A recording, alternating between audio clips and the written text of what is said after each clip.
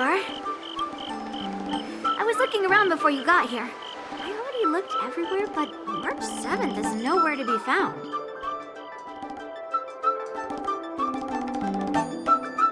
Forget it. Let's just assume she successfully skipped class. Actually, she's been quite diligent in her swordplay practice and hasn't taken many breaks lately. I think she deserves a day off. Besides, I used to skip classes even more than her back when I was still learning. If I was in the mood, I could train for 3 days straight. But if I wasn't in the mood, none of my seniors could find me. So, I can understand where she's coming from. Don't make excuses for her. Since you're here, let me treat you to some tasty food. I'm more interested in you today.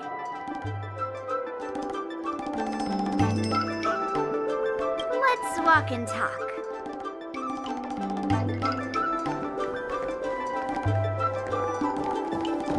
Chad told me there's tasty food in Arum Alley. Let's go there. Dumplings and steamed buns. Buns are here. A table for two, please. All right, come on in. What would you like? Well, we'll have one of everything on the menu. The entire menu? Do you think it'll be enough?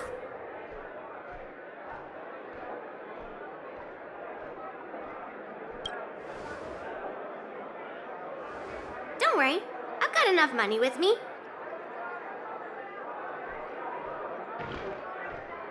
Well, then I'll start making a few dishes, and if you need more, just let me know.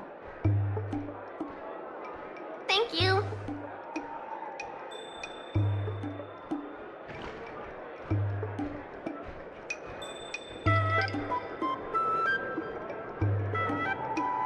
No, I've thought about it. She deserves a day off. Yeah, I mean, not too much, actually. Grandpa said to never be stingy when it comes to making friends. So, how big is your appetite?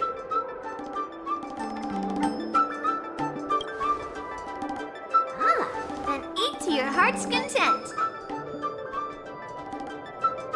Well, to be more precise, I'm interested in your sword. Yanqing mentioned you before. He said that you're not to be underestimated, and that your weapon has a unique shape. So, I've always been curious about your sword. How the weight is distributed, what material it's made of, whether it contains any special ingenia, and what kind of sword techniques you use.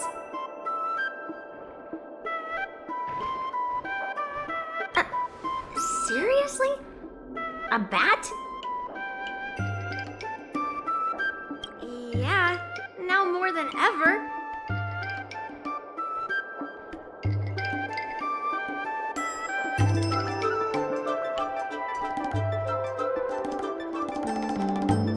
So, it really is a baseball bat.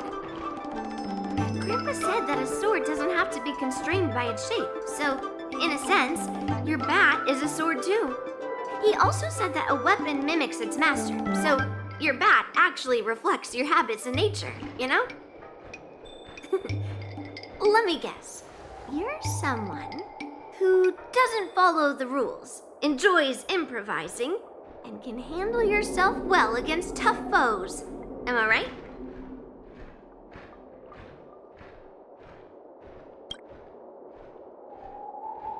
Amazing, right? And I bet you always say something silly like, rules are made to be broken. I've come across so many sword wielders who acted all righteous and moral, but were really just liars. Their swords always told the truth, though.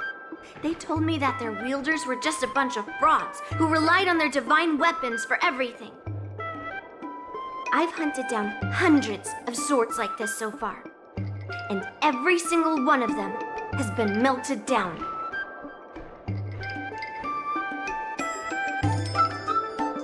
Yes, but only for those who cross the line.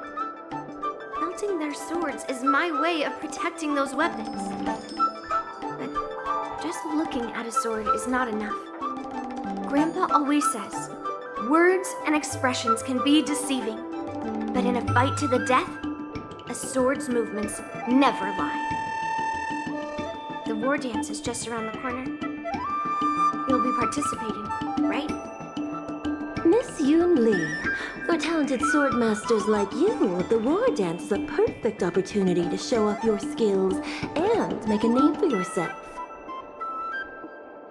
But for people like her who have already made significant contributions to the Xianzhou, they maybe don't need to prove themselves on the war dance stage. It has been a while, Miss Nameless. And you are?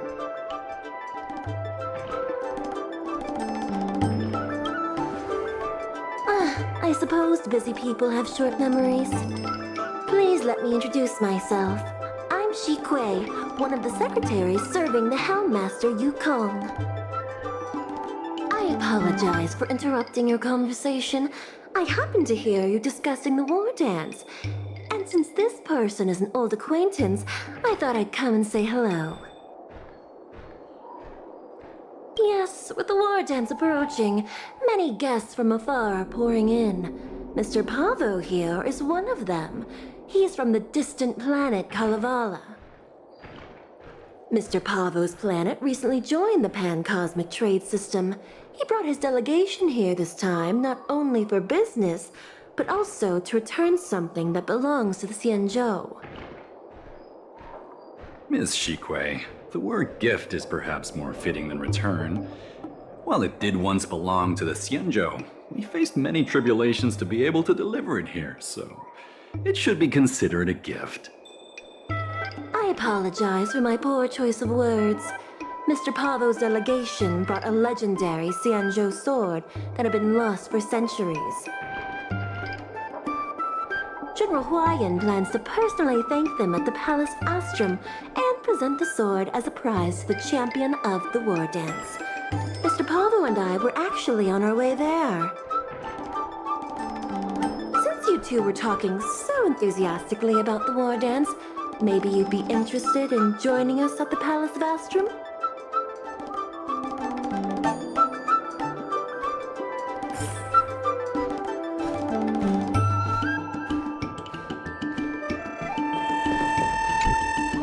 Nice to meet you both.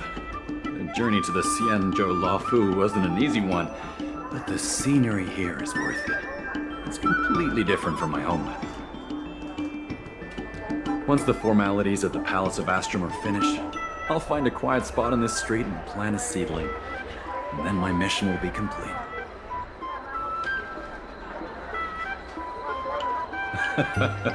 The Sword of Heroes will finally be returned to its rightful owners. I couldn't be happier.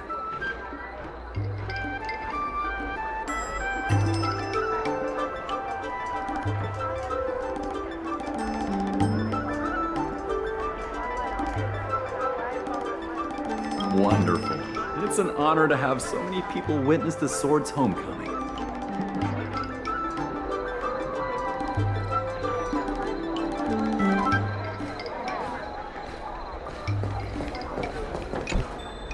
Let's head to the Palace of Astrum together. Hmm?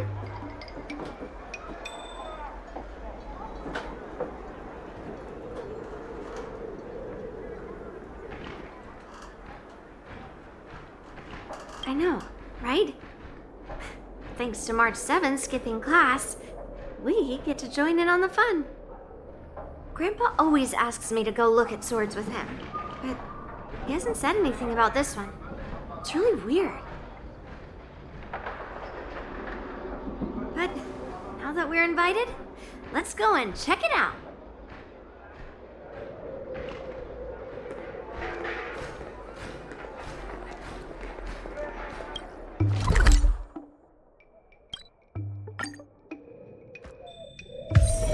It's still early. Where to now? There you are. Come on, let's go to the ceremony together.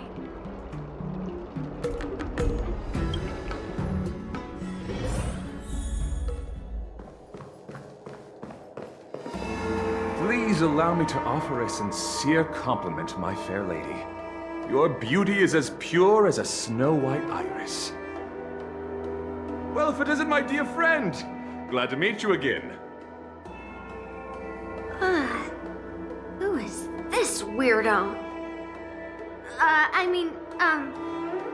Who is this knight? I am Argenti, a member of the Knights of Beauty. I was invited as a part of the Kalevala delegation to escort the legendary Mieka Kivesa back to the Xianzhou. May I have the honor of knowing your name? My name is Yunli. What a beautiful name! I wonder if you have ever heard the holy name of the pure and flawless goddess Adrilla. Oh, you're here, Yunli. Didn't expect you to be so well informed. Well, now that you're here, don't forget your manners. Manners. Come on. You won't find another granddaughter as polite and well-behaved as me.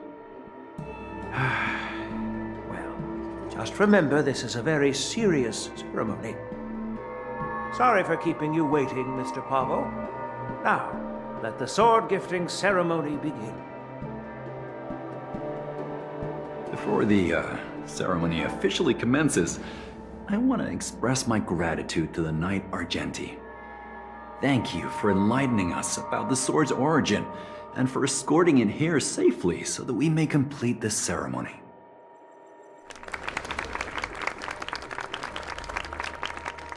On behalf of the Kalevalan delegation, I, Pavel Kalistaya, am here to return the legendary Mieka Kivesa to the Xianzhou Alliance, its rightful homeland. I'm truly grateful for Kalevala's noble act of returning the sword and for the Knight of Beauty's chivalry.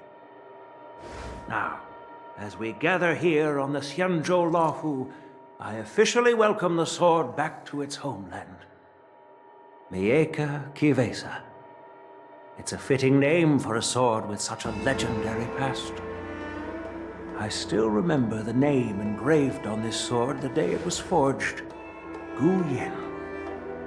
It was forged by Han Guang, a craftsman from the Zhu Ming's Flame Wheel Forge.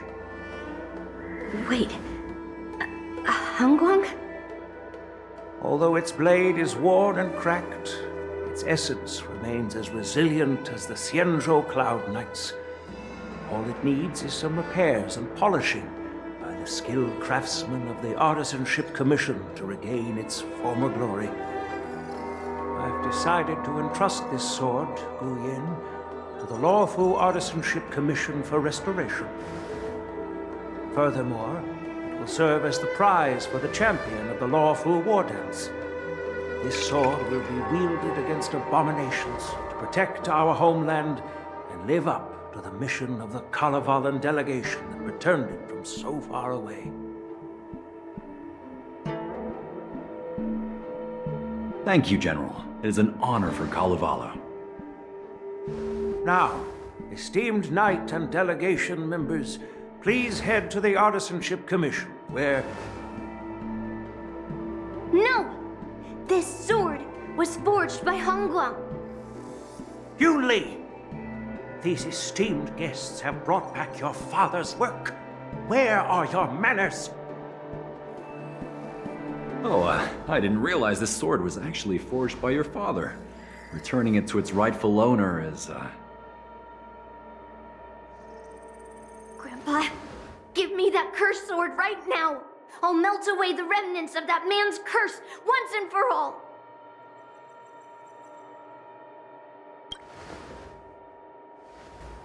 Don't be rude, Yunli. Apologize to our esteemed guests from afar. I'm sorry. I'm sorry for making a scene. But I have to melt down this cursed sword. I won't let it fall into anyone else's hands.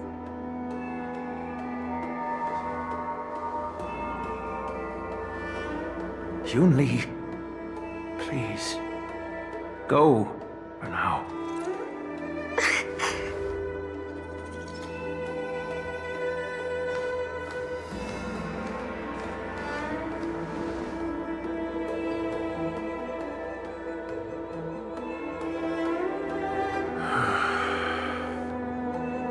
This is exactly why I didn't want Yunli to know about this. I didn't want to create trouble, but trouble found its way here anyway. Perhaps it really is divine intervention. Could you, please, keep an eye on Yunli for me?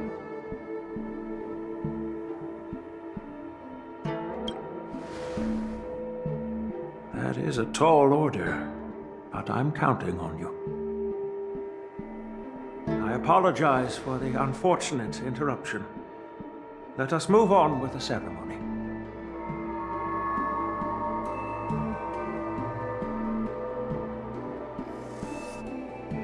Unless I'm mistaken, Yunli should be around here somewhere.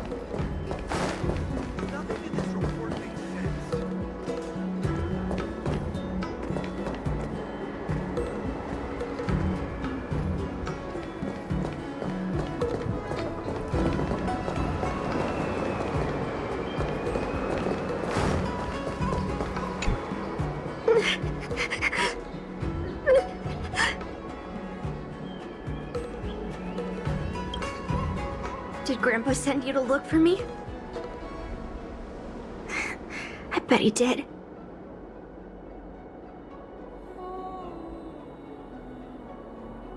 Really? Thank you.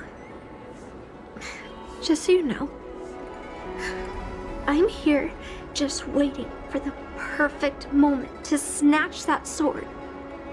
And once I have it, I'll melt it down before anyone can react. Don't even think about stopping me. No one can stop me.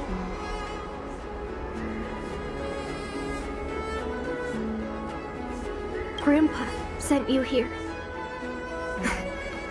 Surely he doesn't want you to help me. Have you heard of cursed swords? That sword is one. I guess that's what it means, literally. A cursed sword lets anyone, even a complete novice, wield it with insane skill.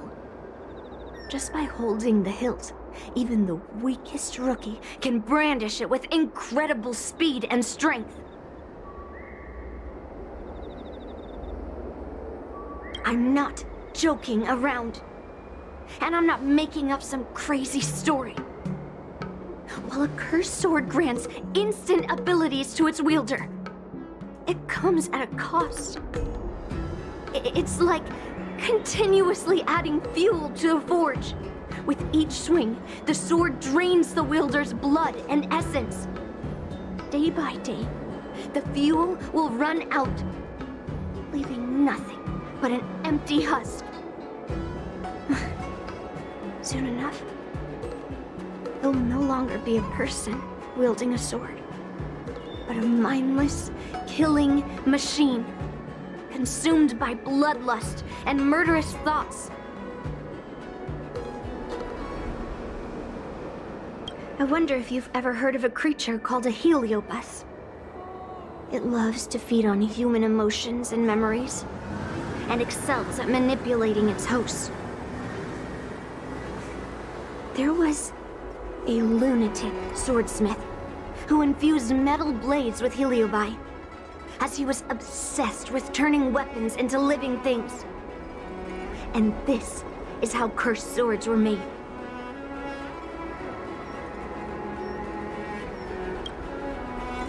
I know, I shouldn't have caused a scene at the sword gifting ceremony. But I've thought this through. If I don't make a fuss now, that cursed sword will cause a whole lot more trouble. So it's better if it's me causing the trouble. By the way, aren't they supposed to be taking the sword to the Artisanship Commission for repairs? Why haven't they come out yet? Any ideas?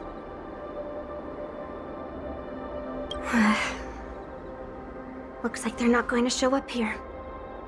I'll just head straight to the Artisanship Commission. It doesn't matter why Grandpa chose that sword. I won't let it fall into anyone else's hands. I'll track down every single sword he forged and melt them down one after another. Just like I've been doing all these years. I have to go now. Is she planning to sneak into the Artisanship Commission and steal that sword? Maybe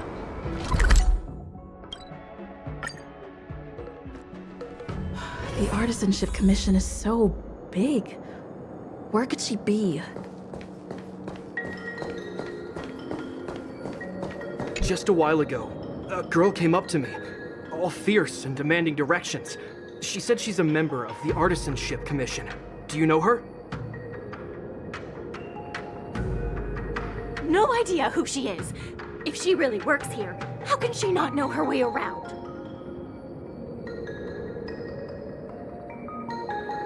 Yeah, she wasn't big at all. But that weapon of hers was pretty intimidating. She was in a hurry, heading straight for the Artisanship Commission, and I didn't want to ask too many questions.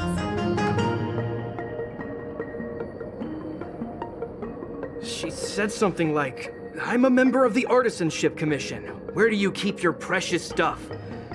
I got scared and pointed her toward Master Gongshu's warehouse, where he stores his arumatons. Wait, why did you give her directions? What if she's planning to steal something? Where else? Like I said, she was headed straight for the warehouse, where all the valuable arumatons are. Yeah, that place is filled with Master Gongshu's precious arumatons. I bet they'll give her a hard time. Barge, the best choice for galactic commerce.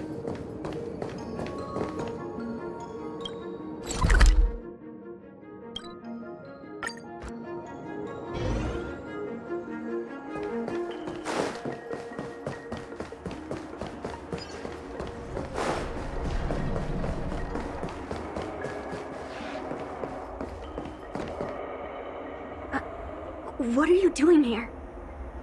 Look, if I get into trouble, it's my problem. I don't want to drag you into it. Fine. Let's smash these metal cans first. Then we can talk.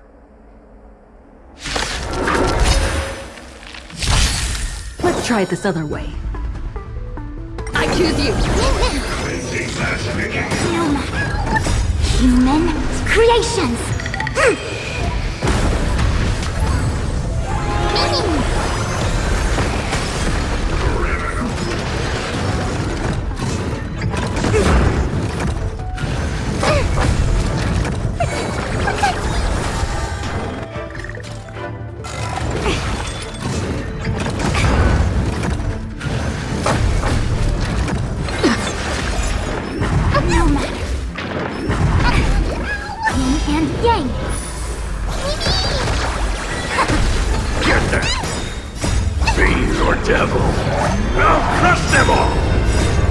We can do anything!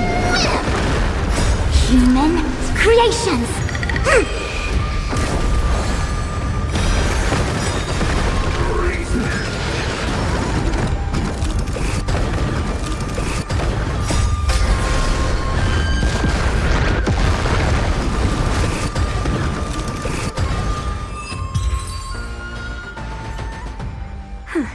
That was the last of them. Thank you for helping me out. This place is heavily guarded, but there's nothing but arumatons. Where is the arsenal? Seems like not even those craftsmen know where the arsenal is. At this rate, we won't find anything. And Grandpa might take me away before I can do anything. You're not really here to help me. You're here to stop me, right?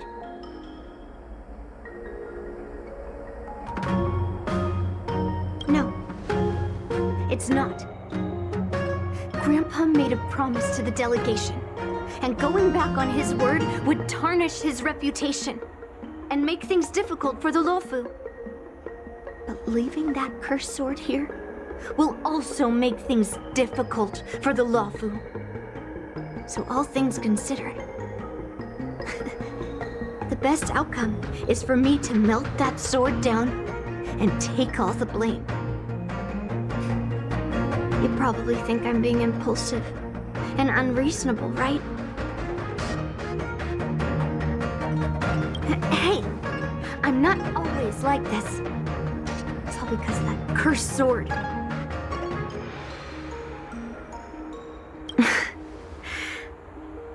Look, I owe you an explanation, but this isn't the best place to talk. We need to find somewhere else. Let me be clear, though. I'm still pretty riled up. This is just a temporary break. I already told you about Guyun, the sword that was returned during the ceremony. It's a cursed sword with a heliobus inside. And Hongguang, the swordsmith who forged it, is my father. I rarely mention his name to anyone other than Grandpa. Maybe, like you said, I've been avoiding having to talk about him. But as long as my mission to hunt down cursed swords continues, it's impossible to avoid the topic forever. For some reason, I feel like I can open up to you. Honestly, I don't remember much about him. All I know is that the Flame Wheel Forge used to be a bustling place, with people from all over coming to get one of his swords. They called him the greatest master craftsman since Yingxing.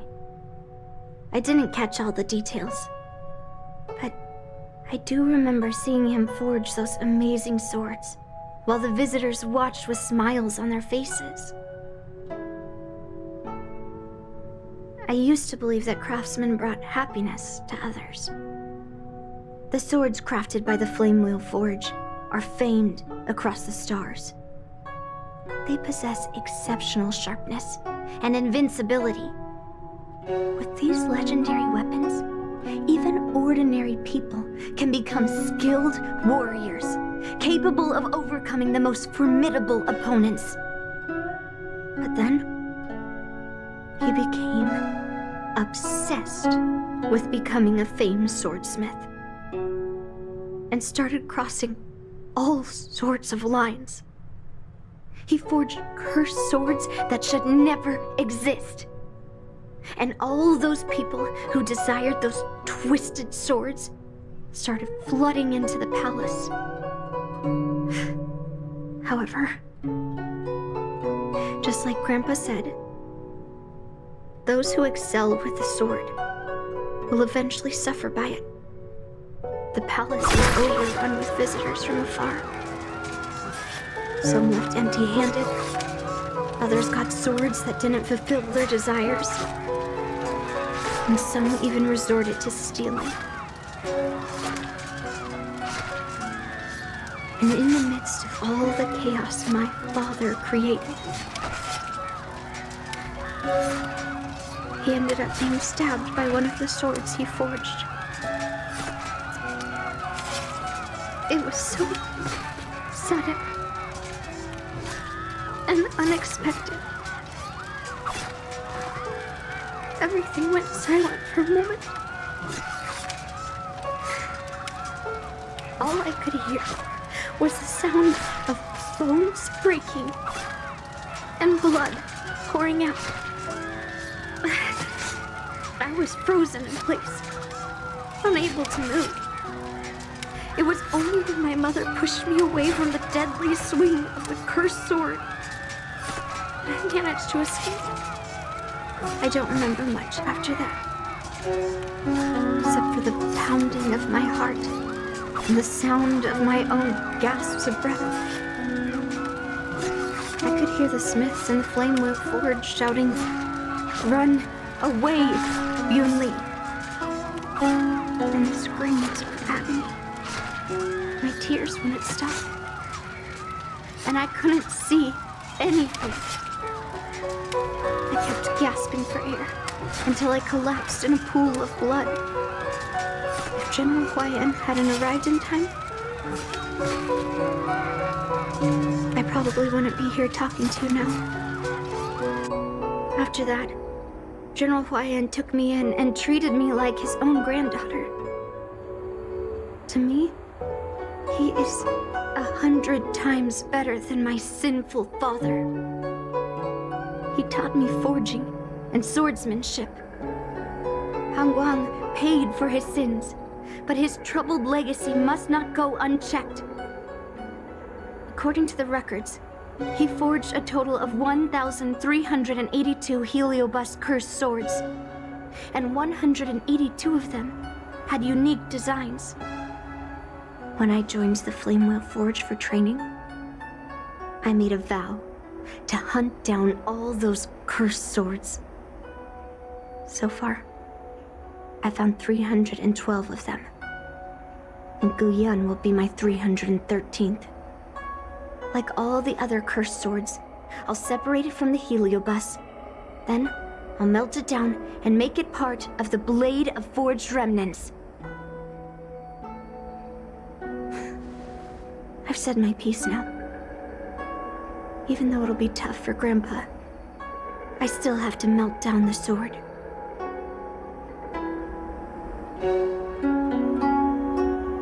Those travelers who came seeking Han Guang's swords all came in the name of justice and honor. Most of those so-called great heroes were heartless killers. They are only called heroes because they won. Many of the cursed swords I've destroyed had honorable and grand names, too. A legendary sword and a butcher's knife are often just different ways of describing the same thing. Somehow, after talking to you, I feel like I've cooled off a bit. Well, I'll have an honest conversation with Grandpa tomorrow. And I won't take any action against Guyan until he gives me his reasons. Yeah, I shouldn't have done that in a public place. Anyway, thank you. We'll catch up tomorrow. I should go back to the Palace of Astrum and tell General Huayan what happened at the Artisanship Commission.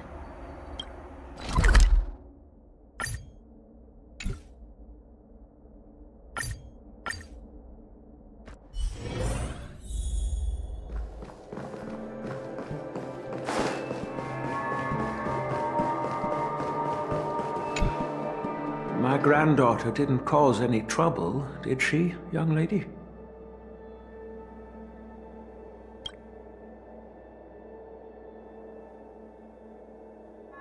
Sorry for all this trouble. Yunli told you quite a bit. Now it's time for this old man to tell my side of the story. Han Guang was my beloved disciple. A rare genius not seen in the Flame Wheel Forge since Yingxing. However, talent can sometimes be a curse. He had an unusual fervor for forging, and he dreamed of forging a sword with self-awareness that surpassed that of humans. He believed it would make warriors invincible without any training. According to him, while weapons of mass destruction like Zhu-Ming flames and alchemical arrows can destroy many enemies, true victory lies with soldiers who fearlessly fight, ready to lay their lives on the line. Usually, Xianzhou swordsmiths infuse a basic level of awareness into their swords to make them easier to wield. But even then, soldiers need to experience countless battles to overcome fear and sharpen their instincts.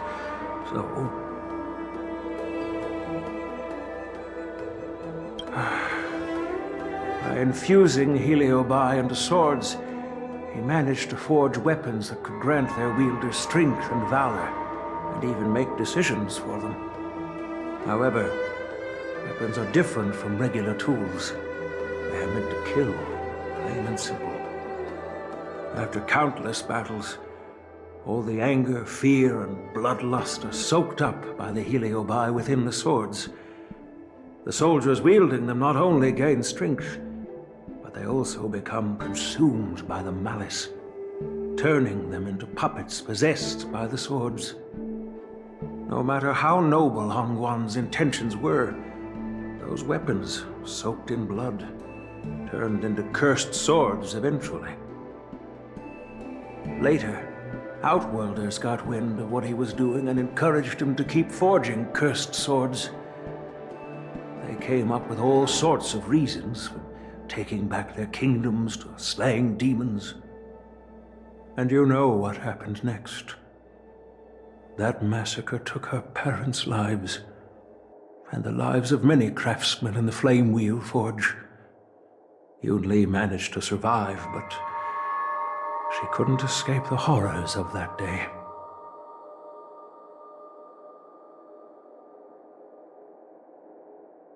I thought this sword could be an opportunity. I wanted to tell her that her father wasn't all evil, that even the man she resents so much managed to forge a true sword of heroes.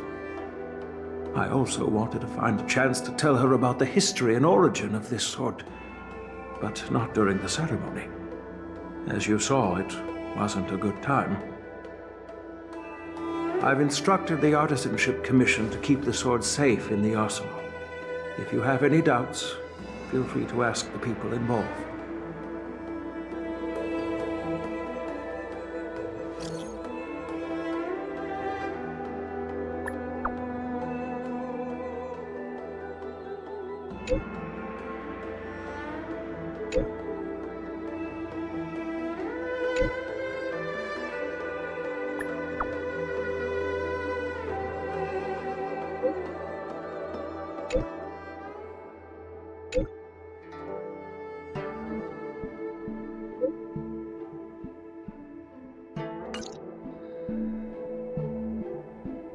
Since my granddaughter mentioned talking to me tomorrow, I'll be waiting for her. By the way, you watched over her for quite some time.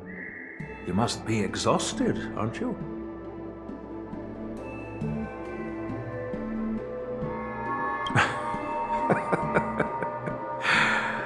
I'll be counting on you then. Time to go back and find that class-skipping March 7th.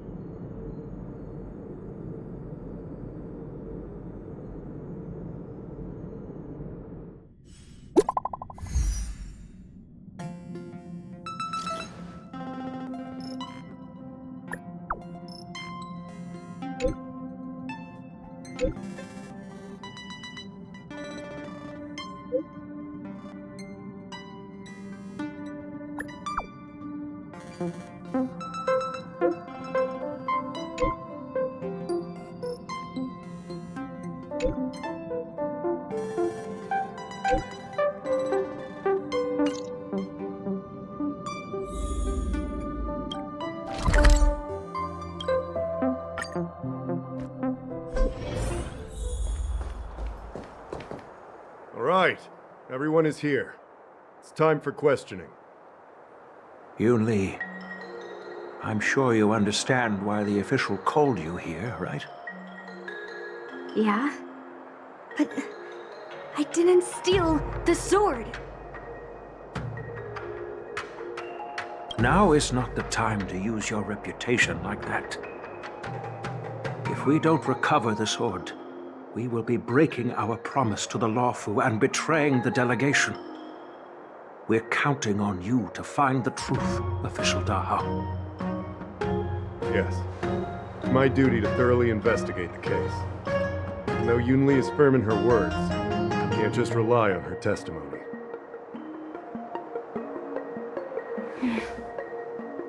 After everything, the sword still got stolen. Ugh, they should have given it to me from the beginning. In this case of Gu Yun's theft, everyone involved seems suspicious to some extent. Miss Yunli is the main suspect. First, during the sword-gifting ceremony, Yunli openly expressed her intention to steal the sword. She even mentioned it multiple times. After the ceremony, she broke into the Artisanship Commission and destroyed Arumatons in an attempt to get the sword. Am I right? That's true.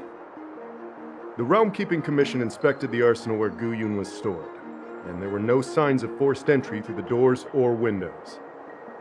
The only possible entrance or exit was a small window gap, just a few inches wide.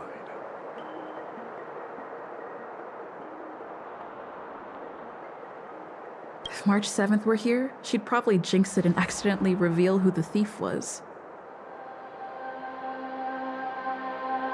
The box containing Gu Yun was opened and the sword went missing, but none of the other swords in the room were touched. Which means... Well, I do know about the box and the cursed sword. Exactly. The suspect had a clear motive and took only Gu Yun. So, besides the ceremony participants, only the delegation members had access to the sword.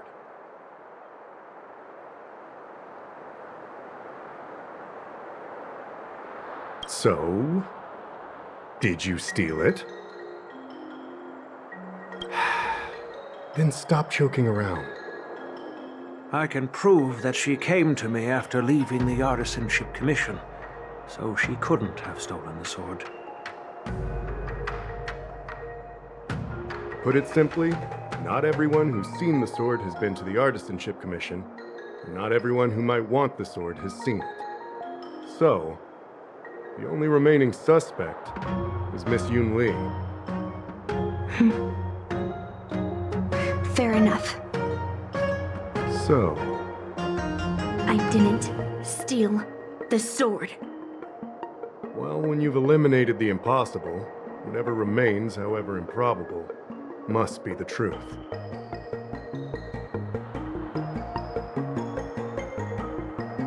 If you want to prove me wrong, you better come up with some solid evidence. Let me gather my thoughts. I need to help Yunli clear her name. Did we miss any clues?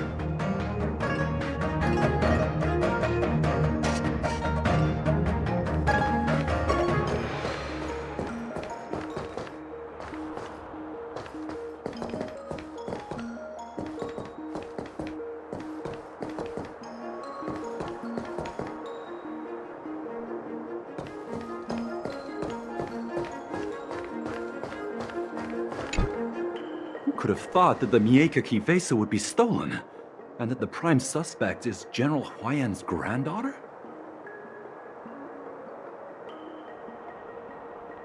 Regardless, we've accomplished our mission, and now it's the Xianzhou's problem.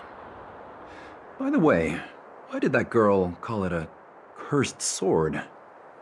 It's quite upsetting. That's enough, young lady. Let me get something straight. On Kalevala, this sword has always been highly revered.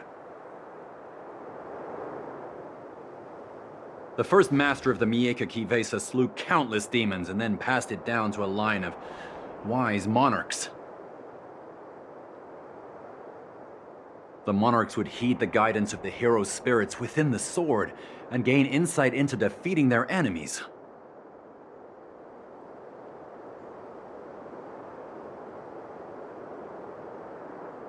What is, Helio? What? Never mind.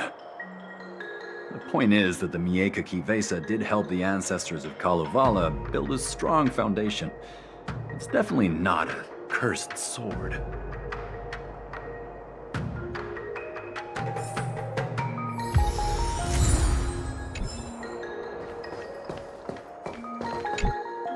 I don't want to make things difficult for official Dahao. Let's do this his way and prove my innocence. If I can find that cursed sword, I can prove my innocence right away. Well, don't blame me if I find it first and melt it down. There's something else bothering me. Why would the thief take the sword and leave the case behind? Did they melt down the sword like I wanted to?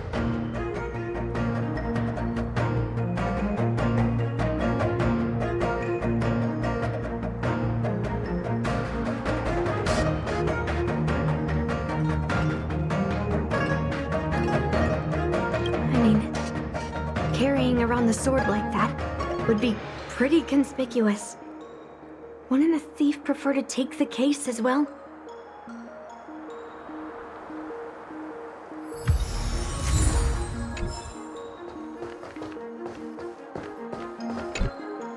Yes, I received your message yesterday and went to the arsenal to check on it. But when I went back this morning, all that was left was the case. I don't know anything else, so asking more questions won't help, I'm afraid. However, as the Master Artisan of the Artisanship Commission, I've got to clarify something. Even though the sword was stolen, this commission is still highly secure. Wait, no. I just remembered. My precious aromatons were smashed.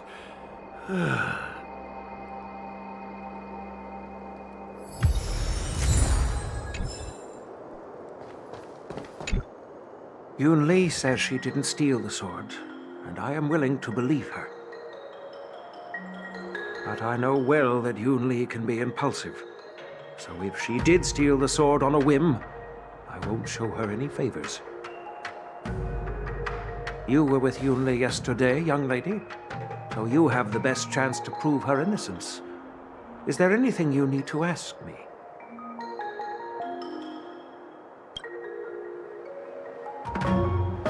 No, she was still mad at me, so she didn't come by. If she had come with you, she wouldn't be a suspect right now.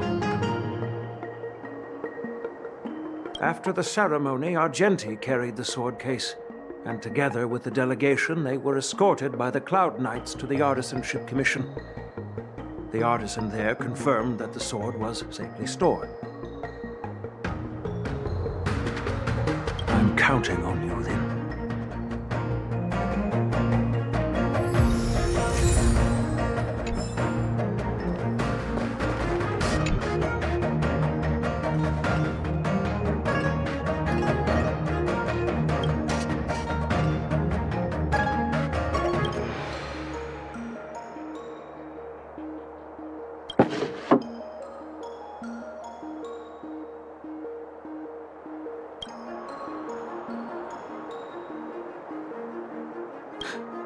Why is this flower petal inside the case?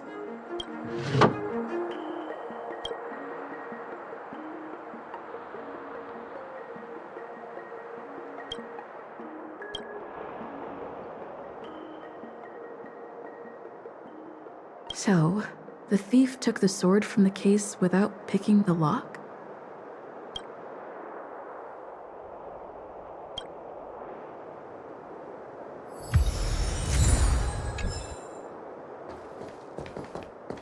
If you've found any clues, feel free to tell everyone.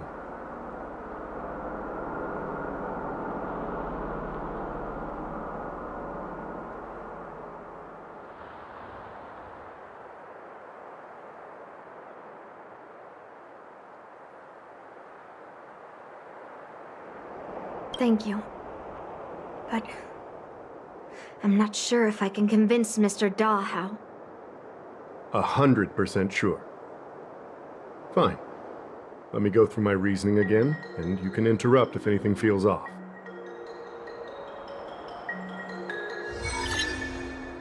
Throughout the entire incident, there was only one suspect who broke into the Artisanship Commission, and that was Miss Yunli.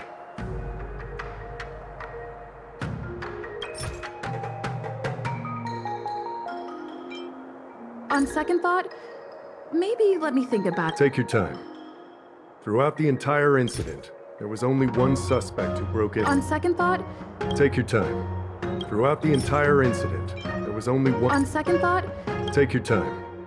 Throughout the entire incident, there was only. on second thought, Take your time. Throughout the entire incident, there was only. on second thought, Take your time. Throughout the entire incident, there was only. on second thought, Take your time. Throughout the entire incident, there was. Miss Yunli caused a ruckus at the Artisanship Commission, trying to take away Guyu. on second thought, Take your time. Miss Yunli caused a ruckus at the Artisanship Commission. on second thought, Take your time. Miss Yunli caused a ruckus at the Artisanship Commission. on second thought, Take your time. Miss Yunli caused a ruckus at the Artisanship Commission. on second thought, Take your time. Miss Yunli caused a ruckus at the Artisanship. on second thought, Take your time. Miss Yunli caused a ruckus at the Artisanship Commission. on second thought, Take your time. Miss Yunli caused a ruckus at the artist. After bidding farewell to you, Yunli pretended to leave, but snuck into the arsenal alone and stole Guyu. on second thought, Take your time. After bidding farewell to you, Yunli on second thought, Take your time. After bidding farewell to you, Yunli pretended to leave. on second thought, Take your time. After bidding farewell to you, on second thought, Take your time. After bidding farewell to you, on second thought, Take your time. After bidding farewell to you.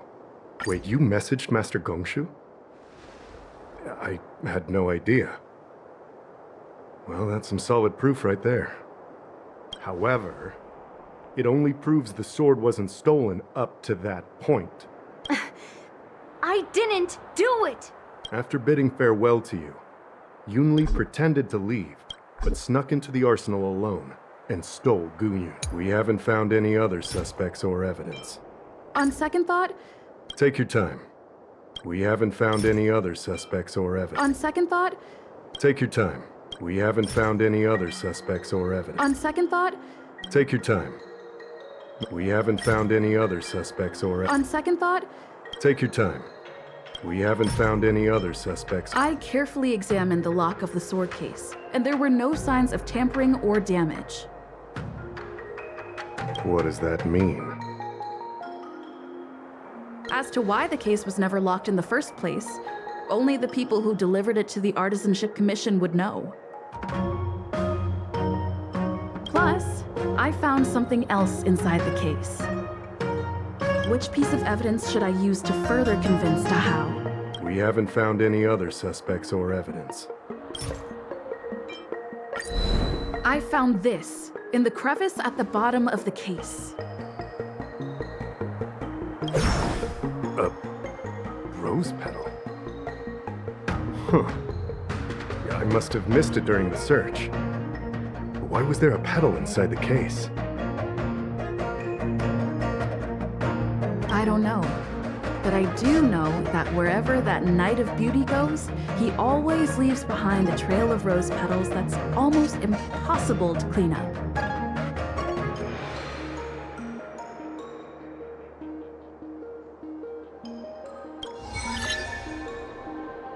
My thoughts are a mess. Let me sort them out. The sword case was never locked, which is evidence that only someone who delivered the sword could have done that. And the rose petal was probably left behind by that Knight of Beauty. But how did he manage to take the sword from the Artisanship Commission? Why did he steal it after returning it here? And why would he leave that petal in the case?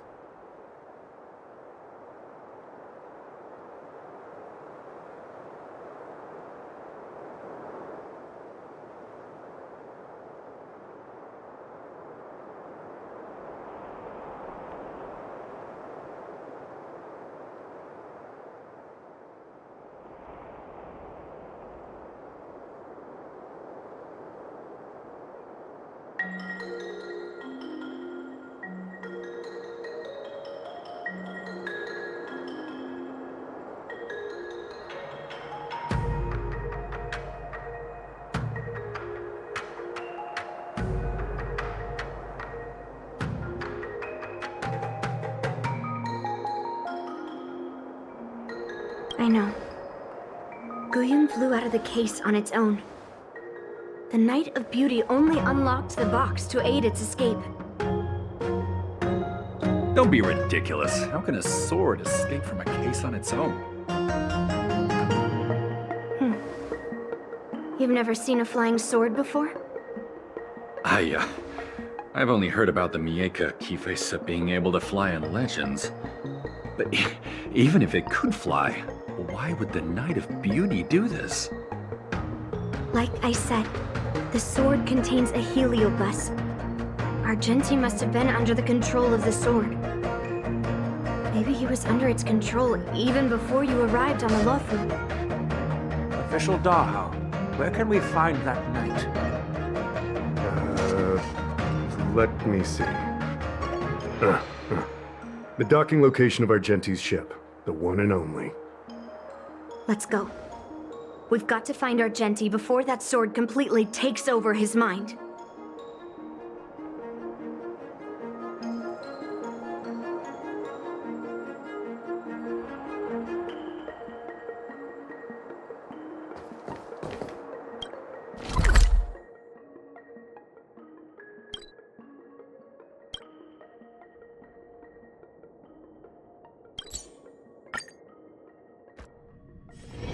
It's still early.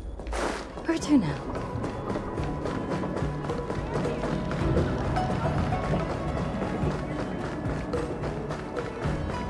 What a different experience looking down on stars.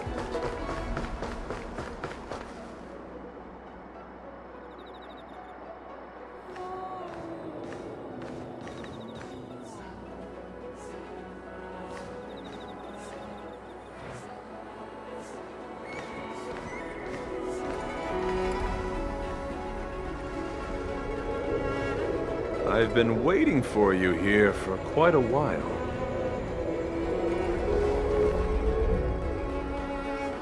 Night of Beauty. You're the one who stole Guyun, right? Hand it over.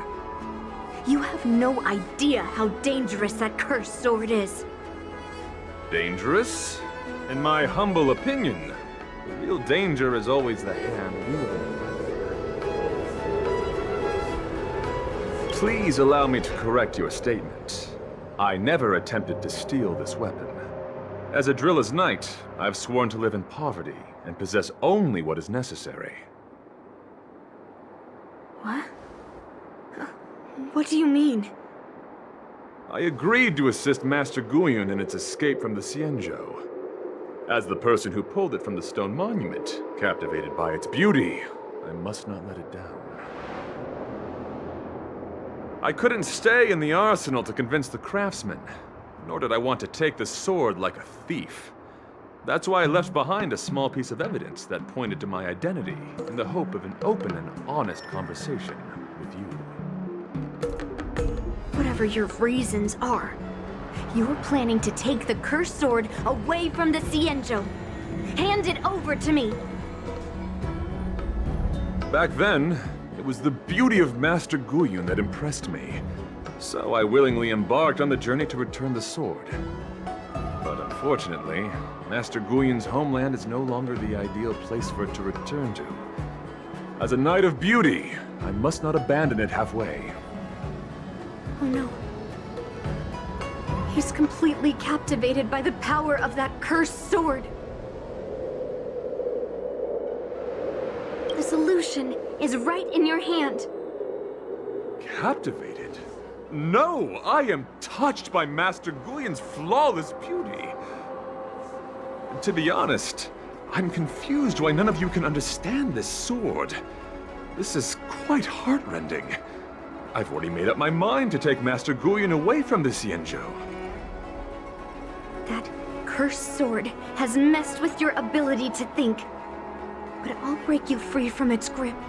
I'll shatter its illusion. And the sword itself. Fair lady, if you're intent on taking away this person, this sword that is under my protection, please engage me with a fair duel according to knightly etiquette. As a representative of this duel, I, Argenti, challenge you.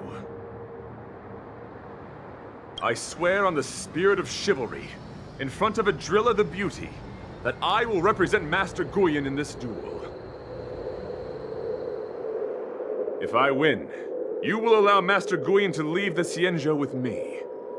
And if you best me, Miss Yunli, I'll accept my defeat and turn Master Guyon over to you. Do you accept my challenge, Miss Yunli? Fine. Let's see whose desire is stronger.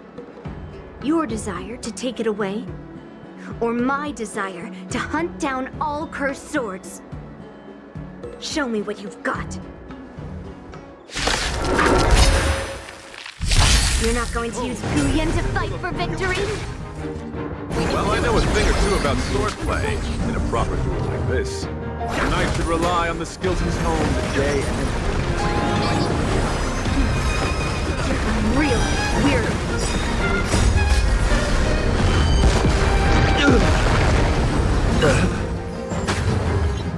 Confess!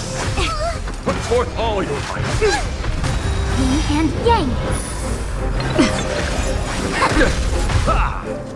Let thy loyalty rise to the challenge. The flesh will bear witness to Human creations. You can do it!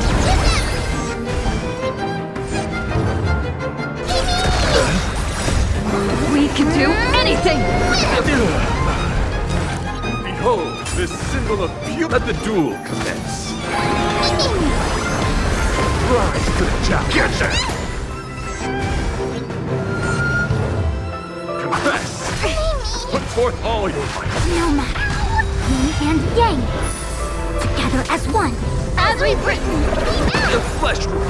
No matter. Fiend or devil, I'll crush them all!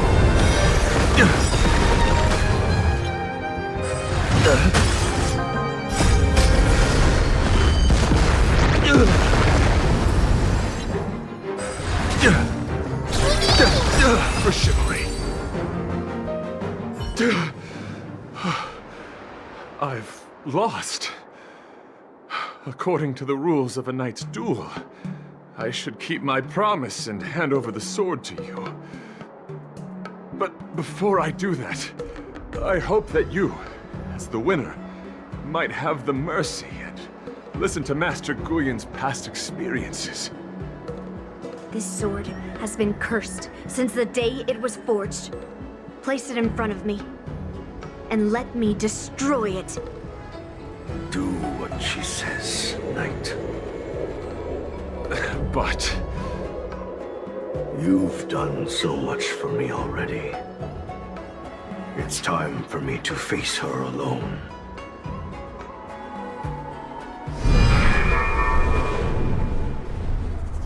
I'm weary of fighting. I just want to share my past with you. To explain why I wanted to escape. After that, I'll leave my destiny in your hands. Are you afraid to witness my past, little girl? Afraid? Well, you do have a different aura from other cursed swords. But you're just trying to use my curiosity to lure me in. Well, you know best that a single touch won't snatch away anyone's sanity.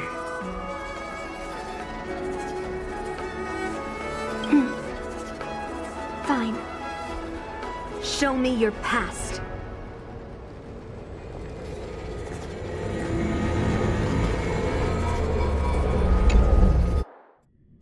It's already impossible to contact the main Cloud Knight forces. What awaits me will be a long and lonely war. Follow me. Is this your memory?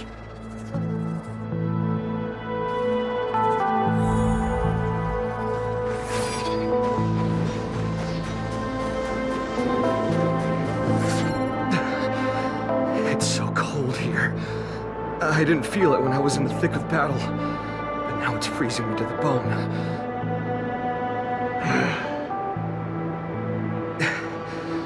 You're indeed a masterpiece from the Xianzhou Juming. If you hadn't taken control of my body, I probably would have been decapitated in that fight. Quiet, and stay alert. Boris and the Wolf Troopers never give up the hunt. Hey, just relax a bit. It's been over 300 days since we were both stranded on this planet. The transmitter never rings, so I guess we can't count on that anymore. The people on this planet still use beasts to pull their carts. Obviously, there's no way they can help us fix the star skiff.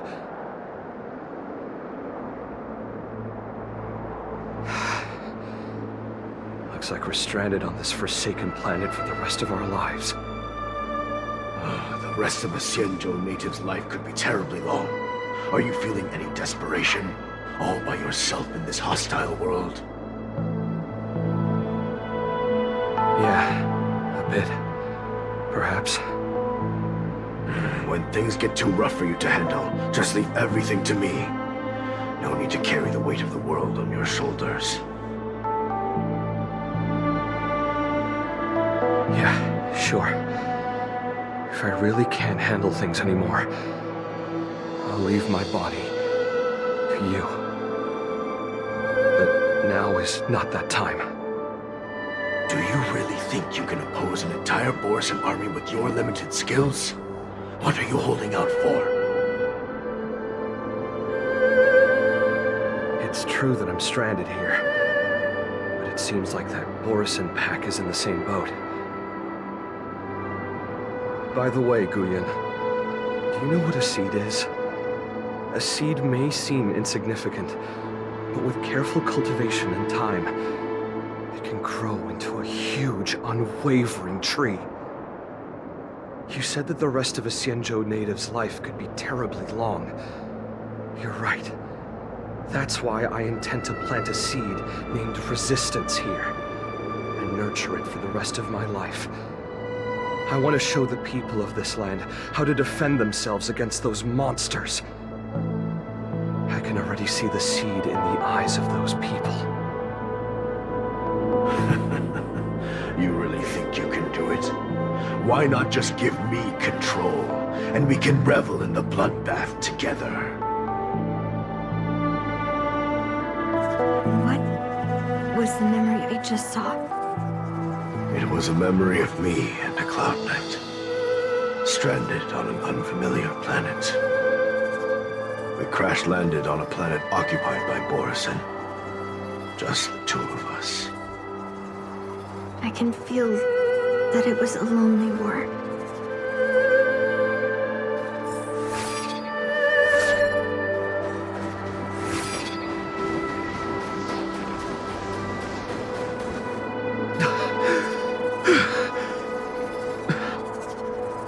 I'm alive. And all the young people in the village. They died. They died for you. They died because of your big promises. Promising them a life free from the Borisan. I tasted their despair before death. They didn't see it coming. And neither will you. I can't stay here. Let's move on to the next village. Why? What's the point? You and your sorry excuse for an army have been fighting for over 3 decades, and you haven't won a single battle. What you're sowing is not resistance, but despair. This world is hopeless. It's completely infested with packs of Borisan. You've seen their numbers, and you know their methods. And those commoners you've put your hopes in, they just kneel down and worship the monsters devouring their children and families, calling them their Beastmasters. You beheaded one of the Beastmasters for their sake, but they turned on you because they were scared of the Borisan taking revenge. You remember all that, right? I do. I remember my first death. The Borisin cut off my head. But I also remember that if it weren't for a brave youngster who risked his neck to reattach my head and give me a proper burial, I would have disappeared completely. I remember everything the people did for me. Left food at the entrance of my cave, fixed my fur coat, and some even joined my resistance. The rest of the Xianzhou natives' life is still terribly long, and there will be new youngsters who will stand beside me in battle. Time is on our side.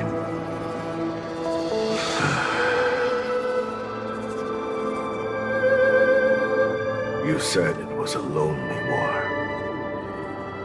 No. It wasn't a war filled with loneliness, but with despair.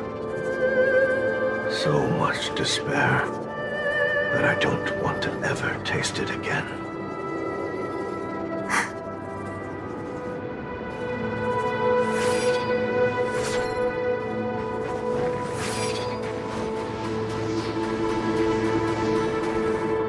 I'm leaving. Where are you going, Your Highness? I'm returning to my homeland. A distant place beyond the sky. I'm not coming back. What should we do with you gone?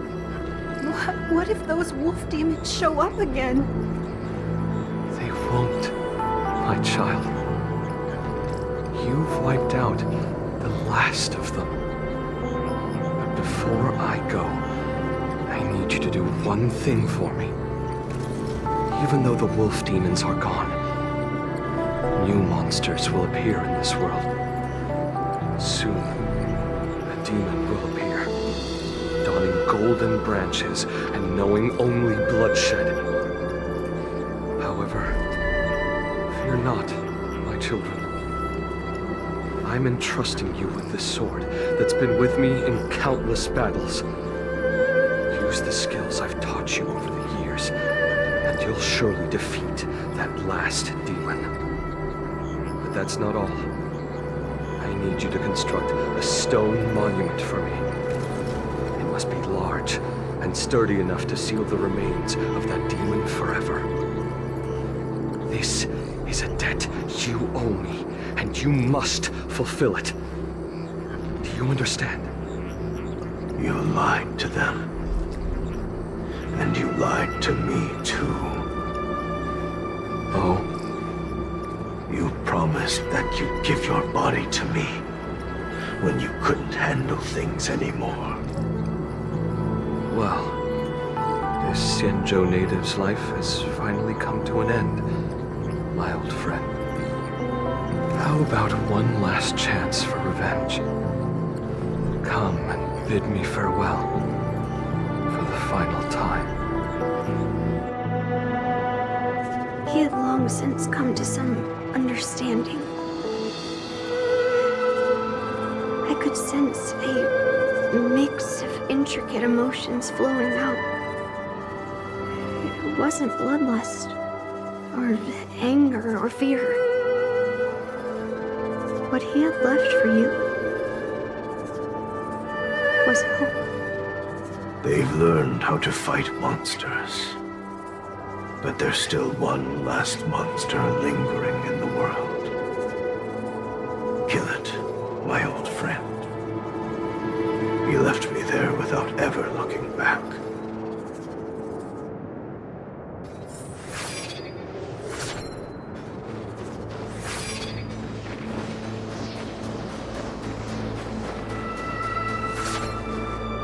Thank you, my old friend. Heliobi can taste human emotions. How do my emotions taste, my old friend?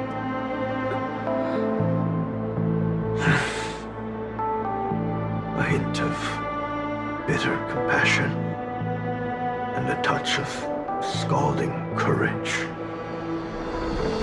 Your heart's deepest desire is to end war once and for all. Now, the war is finally over. Can you hear? Even though you can't hear me anymore, my old friend, I'll do everything I can to bring an end to all conflicts in this world. So, this is the past of the Kalevalan people's Sword of Heroes? You helped the people of that world bring an end to war? No, I did not. I am a weapon, and I only became the cause of more conflicts. Countless monarchs of Kalevala saw me as a symbol of kingship endowed by nature, and they waged wars in order to possess me. I grew tired of their wicked intentions. I didn't want to kill for anyone anymore. So I returned to the stone monument where my master was buried. And since then, no one was able to remove me from it. But you allowed Argenti to take you away? Because even after all this time, I still wanted my master to come home.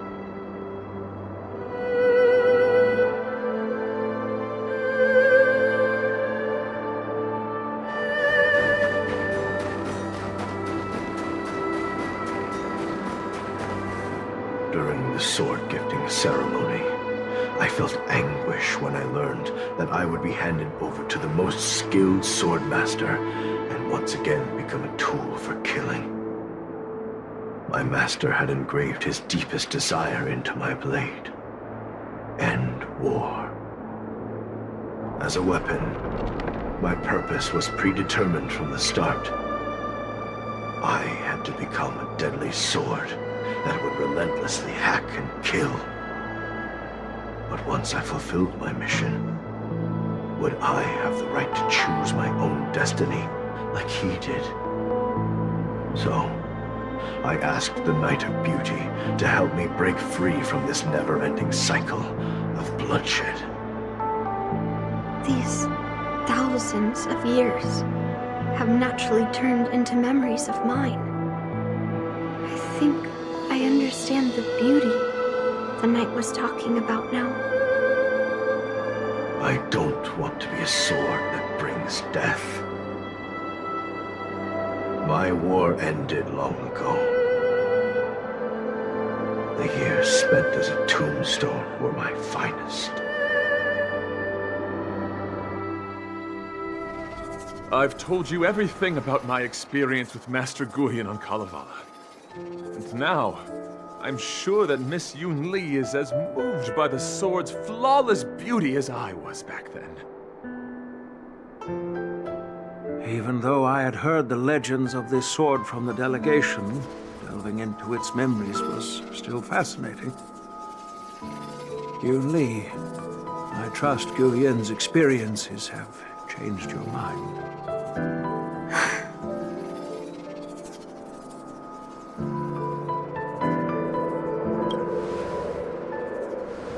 It wasn't until I held Guyan in my hands that I could sense its thoughts and unspoken words. I always thought a cursed sword infused with a heliobus would only bring rage and slaughter. I never thought someone could leave behind the desire to end war, and even change the nature of the cursed sword.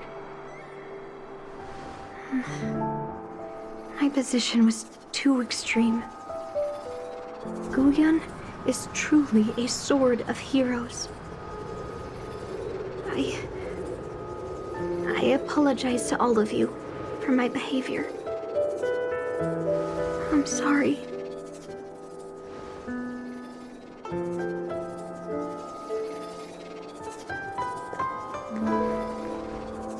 Now that we've proven Miss Yunli's innocence and found the sword, should we now return it to the arsenal?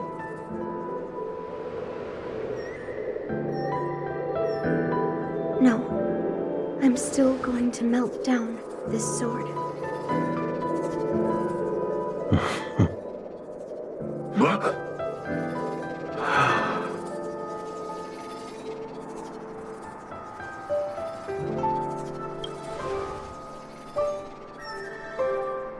I've heard your true desires, Guyen. I can sense that you're tired of being a sword. Constantly serving new masters and fighting battles you no longer want to be part of. Right? But being a sword is my destiny. I'm doomed to serve some master and fight battles endlessly. Can the wind choose to stop blowing? Can a cloud choose to stop drifting? No. It's the same for me. A creation with a predetermined destiny. That's not true, Guyen. That nameless swordmaster shaped his own destiny. So you can too. I just can't picture my destiny being anything other than that of a sword. Do you remember when you stood alone in front of the swordmaster's stone monument? People admired you because you carried the memories of the hero. You were no longer a sword. You were a memorial. Later, as I became worn and weathered, the gentle wind would pass through the hollows of my body, creating melodic tones that echoed in the distant mountains. I became a musical instrument then. I miss those times. Can a creation become what it wants to be? The answer is yes. I'll grant your wish, Guyen, and transform you into something different. Something different. But this is the price for the war dance. If the Kalevalan delegation finds out... Please, say something, General Huayan. Well, my granddaughter has always been stubborn. Are you really sure about this, Yunli? What do you all think?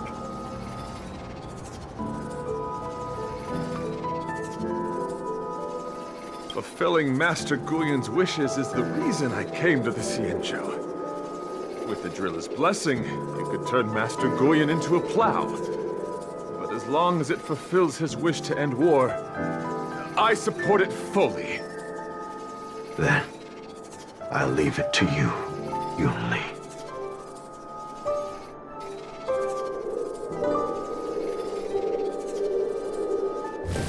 It's been an honor getting to know you like this. The honor is mine. Thank you, Yunli.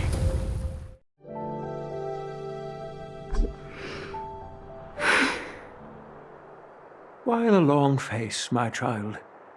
Are you feeling regret, perhaps? You were completely determined when melting down the sword, so why the sudden change of heart?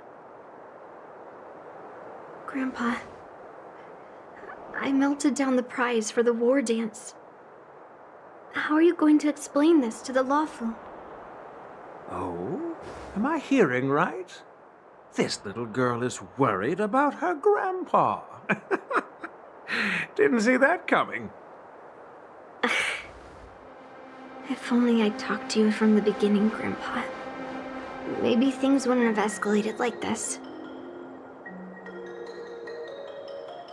But at least Guyen got what it wanted. I have no regrets there. When it comes to swords, you and your father are cut from the same cloth. So, are you planning to continue melting down the rest of Hongguang's swords? Yeah. Guyen is unique. But the other cursed swords are still too dangerous for anyone to handle. But Maybe I'll try to be more patient next time. Be more patient.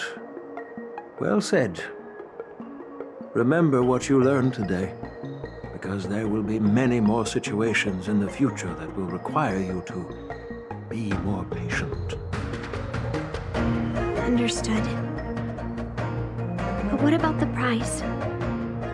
Well, ever since you showed up at the ceremony, I had a hunch. So I prepared another sword as a backup plan. And don't worry, this one has nothing to do with Helium. That's perfect. By the way, the ambassador from Kalevala and that knight went to Arum Alley. They're looking for a spot to honor the hero. Why don't we go take a look together?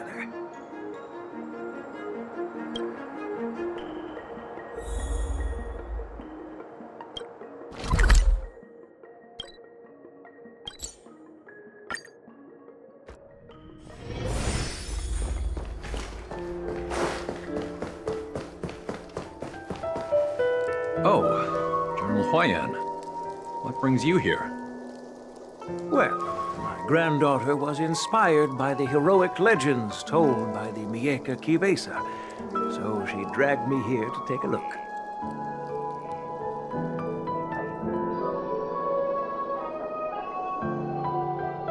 I come from a long line of Kalavalan monument keepers. For generations, my family has guarded the stone monument left behind by the nameless hero. Over the centuries, a golden tree sprouted from under the monument, and its branches have never withered. We Kalevalans see it as proof of the hero's existence. Before leaving Kalevala, I took a branch from that golden tree, hoping to plant it here to represent the hero returning to his homeland. That sounds good. We Xianzhou people don't make coffins or set up memorials, so I'm sure he would be happy to rest here where life is bustling.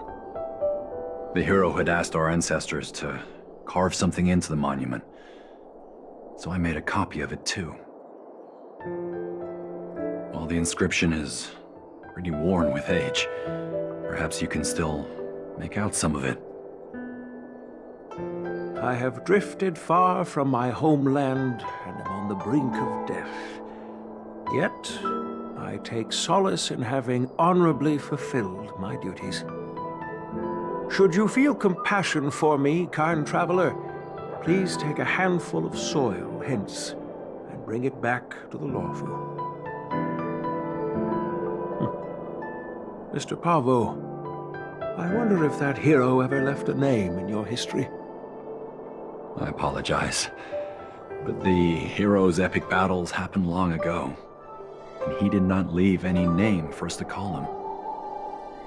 But in our mythology, he came from the heavens, and so we call him the Cloud Knight. Welcome home, Cloud Knight. Now, you can also rest here, Guyan.